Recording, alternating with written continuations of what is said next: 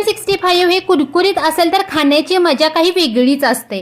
तर त्याचसाठी भन्नाट चवीचं कुरकुरीत आणि चमचमीत चिकन 65 बनवण्यासाठी अर्धा किलो चिकन घेतलेला आहे। त्यामध्ये 1 चमचा आलं लसूण पेस्ट, 1 चमचा गरम मसाला, हळद पावडर, मीठ, आणखी काश्मीरी लाल मिरची पावडर। या ठिकाणी तुम्ही फूड कलर सुद्धा वापरू शकता। त्यानंतर काही कढीपत्त्याची बारीक चिरलेली पानं, आणखीन दही 2 चमचे। हे सर्व साहित्य चिकनला लावून हे चिकन अगदी 1 ते 2 तासासाठी मॅरिनेशन करिता ठेवून द्यायचं।